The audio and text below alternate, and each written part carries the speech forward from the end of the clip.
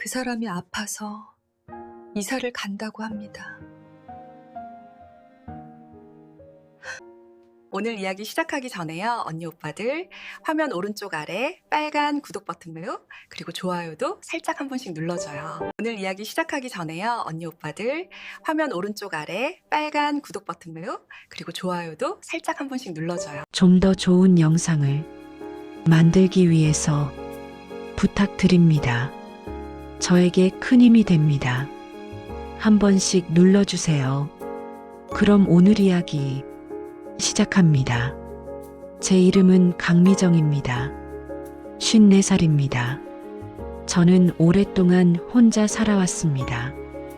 혼자가 편해진 게 아니라 혼자 있는 게 익숙해진 사람입니다. 누군가는 혼자 살면 단단해진다고 하죠.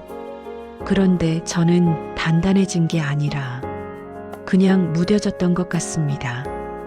제가 살아온 방식은 단순합니다.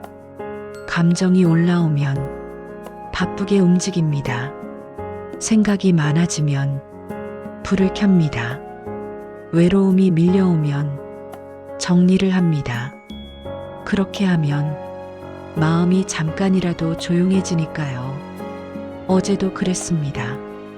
저는 원래 모르는 번호를 받지 않습니다. 목소리는요, 사람을 흔들어 버립니다. 문자보다 빠르고 사진보다 깊고 기억보다 먼저 마음을 건드립니다. 그래서 저는 전화라는 걸 잘하지 않는 사람입니다. 필요한 통화만, 할 말만 짧게 끊고, 그게 저한테는 안전한 방식이었습니다. 그런데 어제 저는 그 방식이 깨졌습니다. 모르는 번호가 울렸고 저는 받지 말아야 했는데 받아버렸습니다. 그리고 그 목소리를 듣는 순간 저는 알았습니다. 저는 괜찮아진 사람이 아니었습니다. 그저 괜찮아진 척을 너무 오래 해온 사람이었습니다. 그날 통화가 끝난 뒤 저는 거의 잠을 못 잤습니다. 천장을 바라보고 눈을 감았다 뜨고 물을 마시고 다시 눕고, 그런데도 목소리가 자꾸 들렸습니다. 미정 씨, 그 한마디만으로도 제가 다시 무너질 것 같았습니다.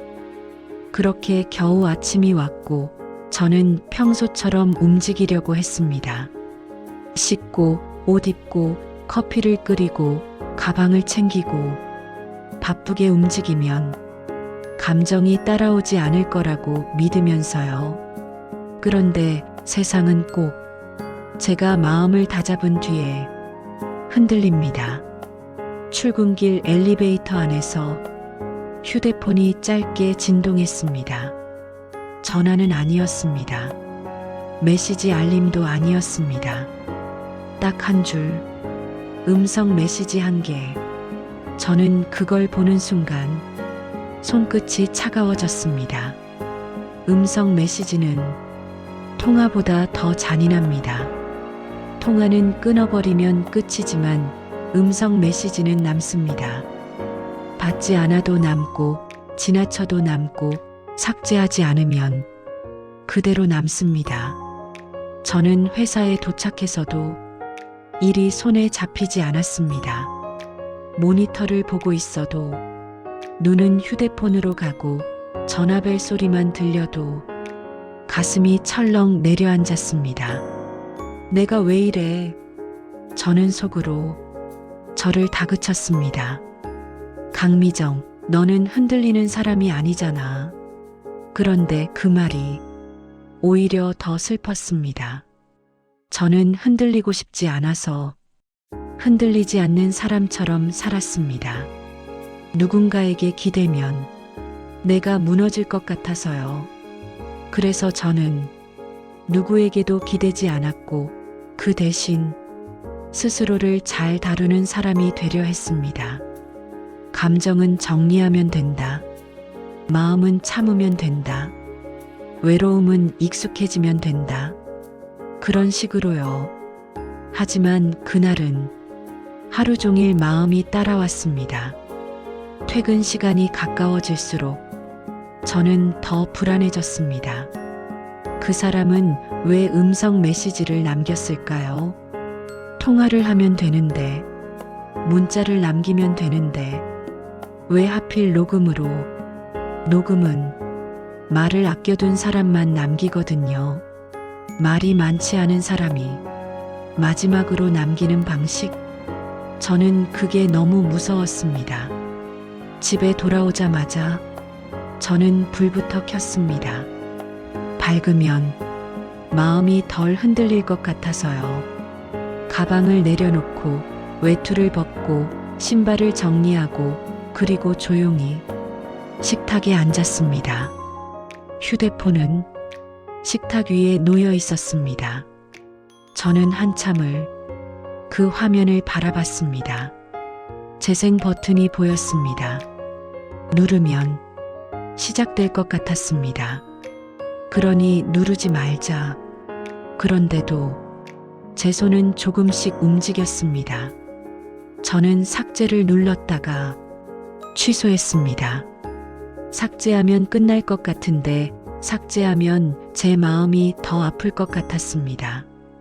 그건 그 사람을 지우는 게 아니라 제 안에 남아있던 무언가를 억지로 눌러버리는 일이니까요.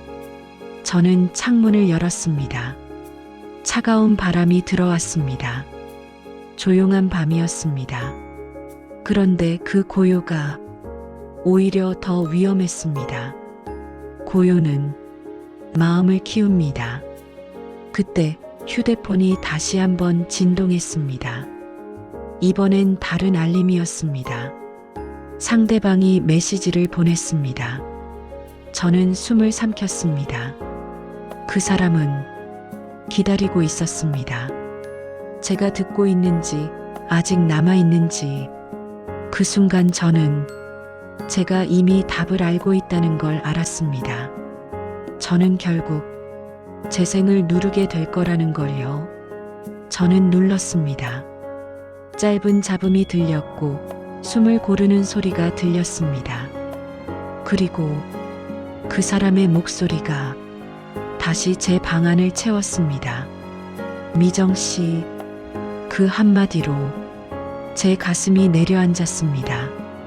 그 목소리는 통화 때보다 더 또렷했습니다. 통화는 서로 숨기지만 녹음은 숨기지 못합니다.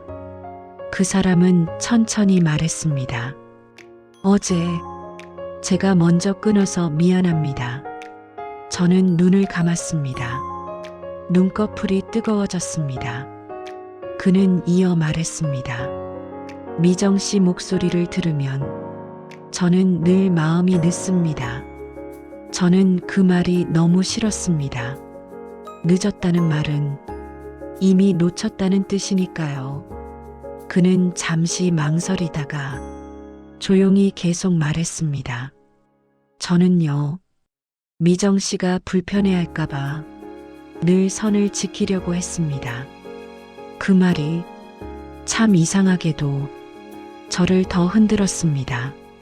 선을 지킨다는 말이 안전하게 들려서요. 그런데 안전하다는 건 또 다른 의미로 무섭습니다. 안전하면 마음이 더 오래 남습니다. 그는 숨을 고르고 다시 말했습니다. 오늘 연락한 건 생일 때문만은 아닙니다. 저는 그 순간 손바닥에 땀이 찼습니다. 미정 씨, 그리고 이어진 말이 제 숨을 멈추게 했습니다. 저 병원 다녀왔습니다. 저는 얼어붙었습니다. 병원, 그 단어는 너무 현실적인 단어였습니다. 사람의 감정을 한순간에 현실로 끌어내리는 단어. 그는 담담한 목소리로 말했습니다. 크게 겁먹을 건 아닙니다. 근데 여기 있으면 치료가 조금 어렵다고 하더라고요. 그 말이 더 무서웠습니다. 크게 겁먹을 건 아니다라는 말은 겁먹을 일이 있다는 뜻입니다. 그는 이어 말했습니다. 그래서 이사를 가려고 합니다. 이사. 저는 그 단어를 듣는 순간 가슴이 철렁 내려앉았습니다. 이사는 멀어지는 겁니다. 정리하는 겁니다. 끝내는 겁니다. 그는 조용히 말했습니다. 이사 가기 전에 딱 한 번만 미정 씨 목소리를 제대로 듣고 싶었습니다. 저는 손으로 입을 막았습니다. 저는 울지 않으려고 했습니다.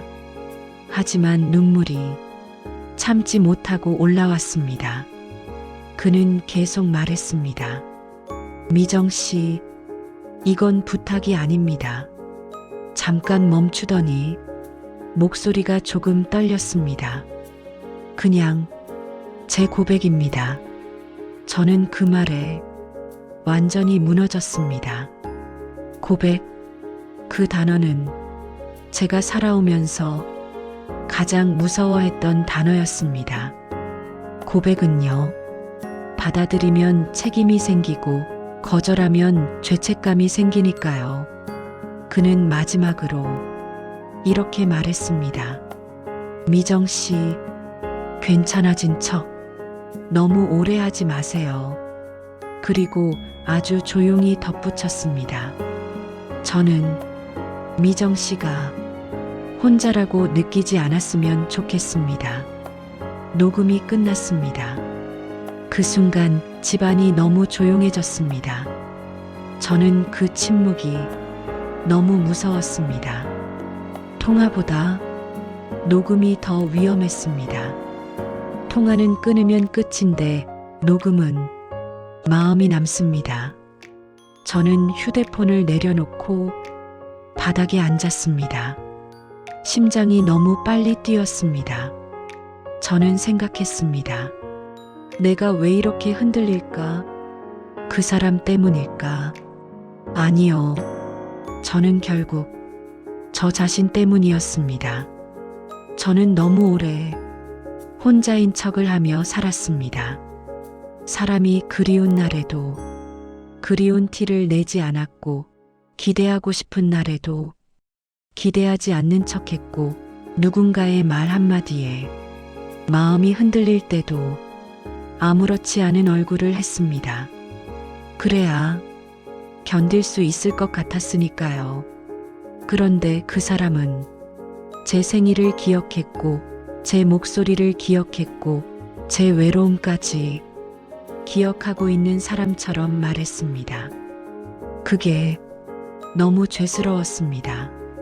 저는 그동안 누구의 마음도 제대로 바라보지 않았으니까요. 그 사람은 병원에 다녀왔다고 했습니다. 아프다고 했습니다. 그리고 이사를 간다고 했습니다. 그 말이 자꾸 제 머릿속에서 돌았습니다.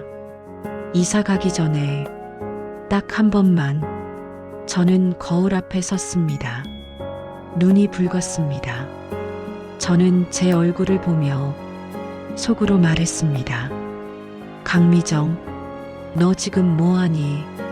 저는 한 번도 누구에게 마음을 기대지 않으려고 살았습니다. 하지만 지금 저는 기대고 있었습니다. 그 사람의 목소리에.